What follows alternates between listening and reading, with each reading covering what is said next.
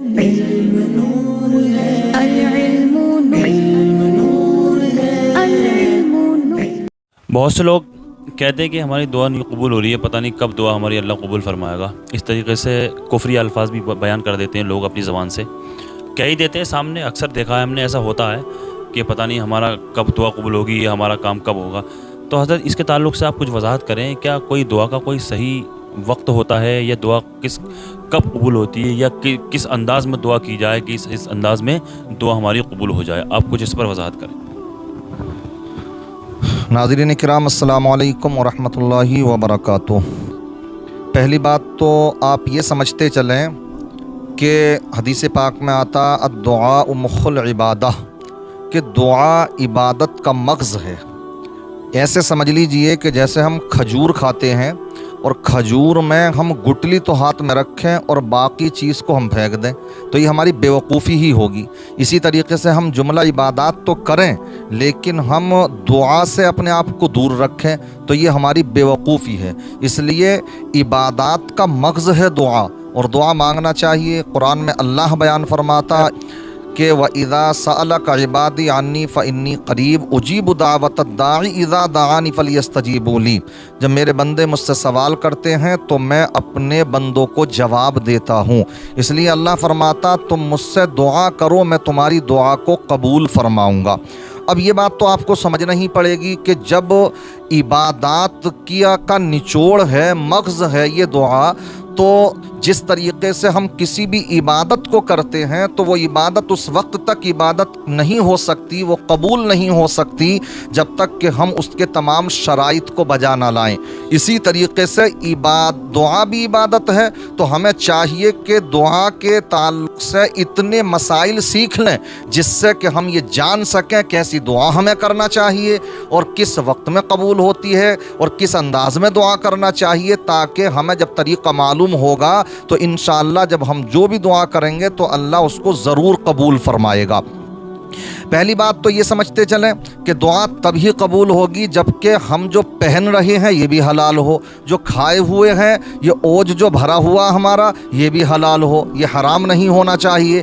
ورنہ تو حدیثوں میں آتا کہ انسان اپنے جو پیٹ میں ہے جو اوج بھرے ہوئے ہے وہ اگر حرام ہو، جو پہنے ہوئے ہے وہ بھی حرام ہو، جو پیتا ہے وہ بھی حرام ہے، تو اس وقت میں اگر وہ اللہ اللہ بھی کرتا رہے تو اللہ اس کی دعا کو قبول نہیں کرتا ہے۔ کتنے حاجی جاتے ہیں تو حدیث میں یہاں تک آتا وہ لبیک اللہم لبیک کہتے ہیں، مالک و مولا ہم حاضر ہیں، تو اللہ تبارک و تعالی فرشتوں سے حکم دیتا اس سے کہو تیری لبیک کوئی قبول نہیں ہے ہماری بارگاہ میں۔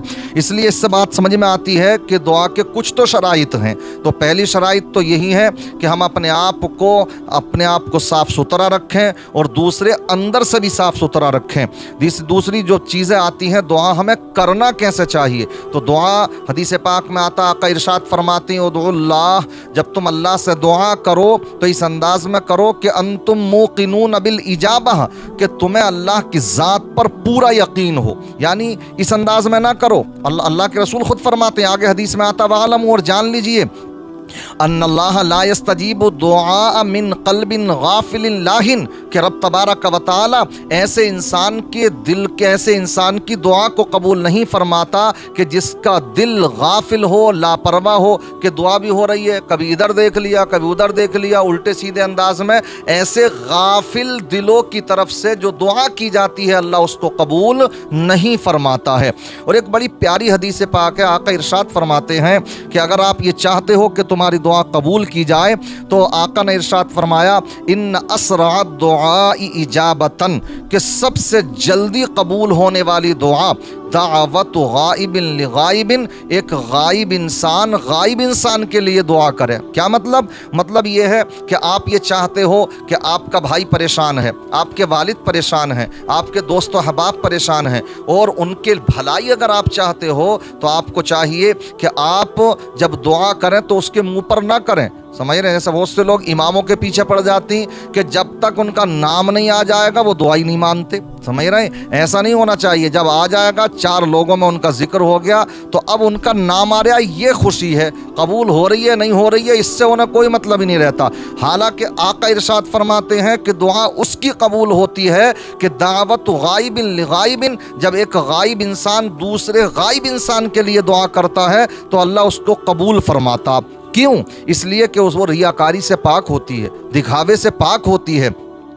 अगर आप भी ये चाहते हो कि आपकी दुआ कबूल हो तो आपको चाहिए कि आप अपने भाई के लिए दुआ करें। वो आपके सामने नहीं है और आपके भाई को चाहिए कि वो आपकी अदम मौजूदगी में, जब आप मौजूद नहीं हैं तो उस वक्त में भाई आपके लिए दुआ करें।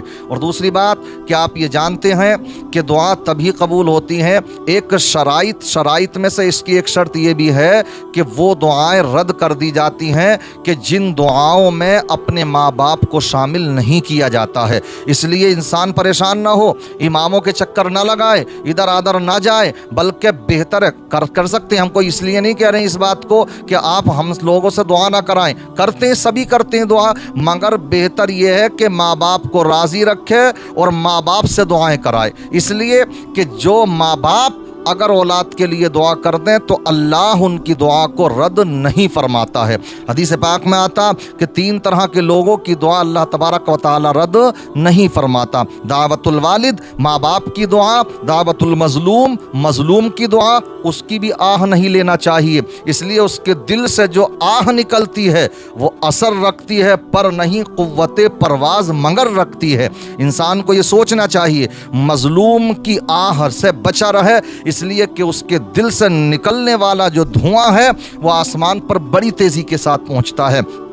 वदावतुल मुसाफिर, और मुसाफिर की दुआ भी अल्लाह तबारक व तआला रद्द नहीं फरमाता है। बाकी माँ बाप की दुआएं लेते रहें, इसके जो शराइत हैं उनको भी बजा लाएं, जायज़ दुआ करें और नाजायज़ दुआ ना करें। जब जायज़ दुआ करेंगे तो इंशाअल्लाह अल्लाह तबारक व तआला उसको ज़रूर कबूल फरमाएगा। और सबसे पहली बात जो मैंने बयान की थी कि अद्दुआ मुख्ल इबादा, कि दुआ इबादत का मग़ज़ है, तो इसका मतलब ये है कि पहले आपकी इबादत हो, इबादत के बाद में दुआ हो। जब आप नमाज पढ़ें और उसके बाद में दुआ करें तो उसके वक्त उस नमाज पढ़ने के बाद में जो दुआ की जाती है अल्लाह उसको ज़रूर कबूल फरमाता। आपने सुना होगा माह रमज़ान में जब इंसान पूरे दिन भूखा प्यासा अल्लाह की रज़ा के लिए जब रह लेता है और जब इफ्तार का वक्त करीब आता है और इफ्तार से चंद लम्हात पहले जो दुआ करता है तो अल्लाह उसकी दुआ को रद्द नहीं फरमाता। क्यों? वजह क्या है? वजह यह है कि उसने पूरे दिन मेहनत की है, अल्लाह की रज़ा के लिए भूखा प्यासा रहा है। इससे ये बात समझ में आती है जो भी काम अल्लाह की रज़ा के लिए आप करें पहले करें और उसके बाद में जब दुआ करें तो अल्लाह उस नेक काम के सदक़े में ज़रूर दुआ को कबूल फरमाता है।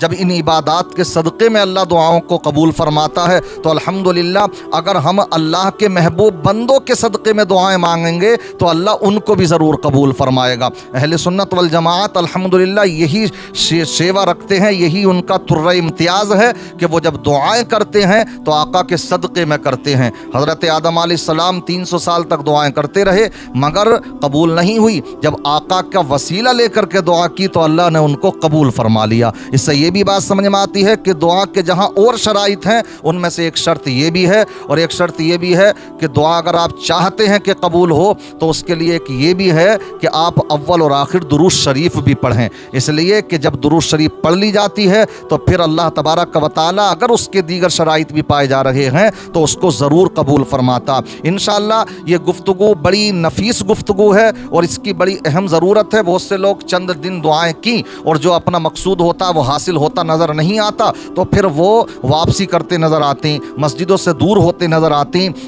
इसलिए उनको चाहिए, अल्लाह दुआ तो ज़रूर कबूल फरमाता, बल्कि यूँ कहा जाता हदीस पाक का मफ़हूम है कि कभी दुआ करने वाला जो मुद्दा लेकर के अल्लाह की बारगाह में हाजिर होता तो कभी तो अल्लाह ताला वो पूरा फरमा देता और कभी ऐसा भी होता कि कोई मुसीबत तुम्हारे ऊपर आने वाली थी तो तुम जो मांग रहे थे वो तो अल्लाह ने अता नहीं किया मगर अल्लाह ने वो मुसीबत टाल दी। तो इसका मतलब यह है कि जो तुम मांग रहे थे उसका बदल अल्लाह ने मुसीबत को टाल करके तुम्हें अता फरमा दिया।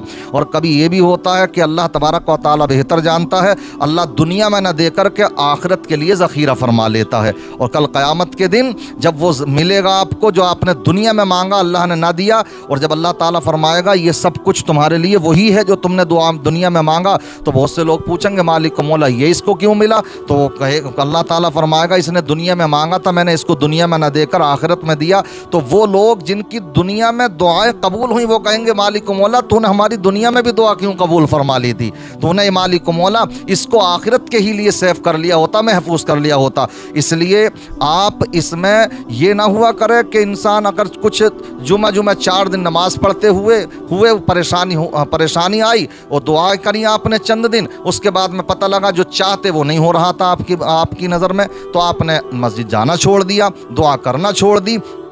اللہ تبارک و تعالیٰ کو بندے کی یہ ادا بہت پسند ہوتی ہے کہ اللہ کی بارگاہ میں وہ گریہ وزاری کرے، تو اپنے آپ کو اللہ کی بارگاہ میں رونے والا بنائیں، دعا کرنے والا بنائیں۔ اس لیے یہ تمام باتیں ہیں، اور انشاءاللہ کسی اور ویڈیو میں اس کے شرائط بھی بیان کریں گے کہ کن شرائط کے ساتھ میں دعا مانگی جائے تب قبول ہوتی ہے۔ کچھ چیزیں تو میں نے اس میں بیان کر دی ہیں، ان پر توجہ دیں، اور انشاءاللہ ان شرائط کے ساتھ میں جب دعا کریں گے تو اللہ ضرور دعا کو قبول فرمائے گا۔ میری دعا ہے اللہ تبارک و تعالیٰ جو بھی پریشان حال ہیں سب کی پریشانیوں کا خاتمہ فرمائے، سب کی جائز مرادوں کو پورا فرمائے، کاروباروں میں برکتیں ترقیاں عطا فرمائے، جو رکاوٹیں آ رہی ہیں ان تمام رکاوٹوں کو دور فرمائے۔ السلام علیکم ورحمۃ اللہ۔